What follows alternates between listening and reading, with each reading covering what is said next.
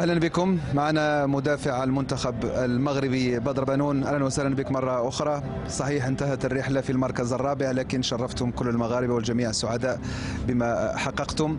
هل انتم راضون على هذا المركز الرابع ام كنتم تتمنون اكثر واحسن؟ لا، احنا كنا كنتمناو اولا اننا نلعبوا النهائي والفوز باللقب. لما لا؟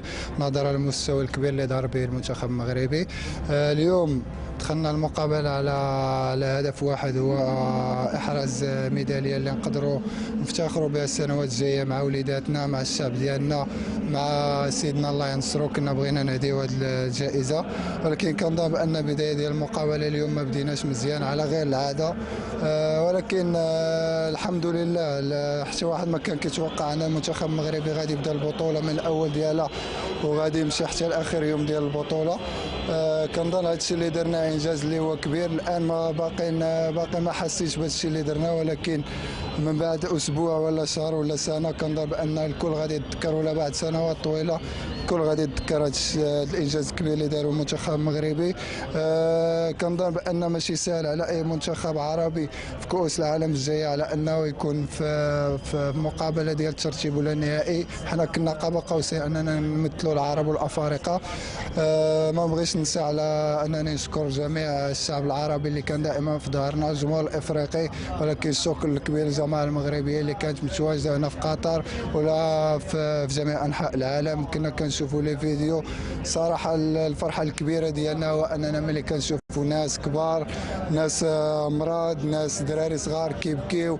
هذا هو الهدف ديالنا. الحمد لله. بالنسبه لي انا غادي نهضر لك على واحد الحاجه اللي شخصيه. كنظن من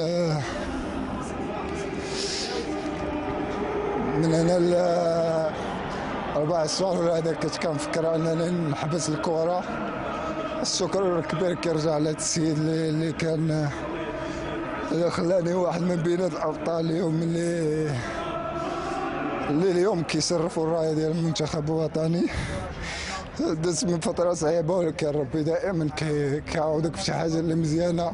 الايمان ديال ربي كان كبير، والدور ديال العائله ديالي الكبيره ولا الزوجه ديالي كنظن كان مهم في واحد المسار ديال الحياه ديالي. انا اليوم اكثر انسان سعيد لانني دخلت التاريخ ديال اللاعبين ديال المنتخب المغربي.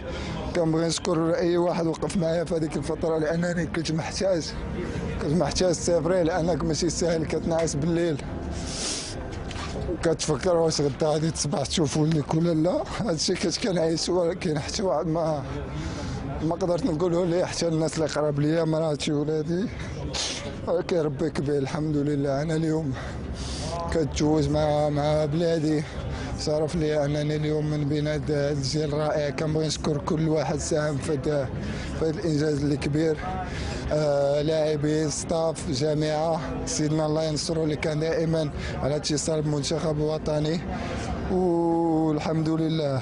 فخورين بكم. الله يخليك خويا عمين. شكرا ما نساوش شكرا لدوله قطر على هذا التنظيم الكبير الصراحه اللي شرف كل العرب.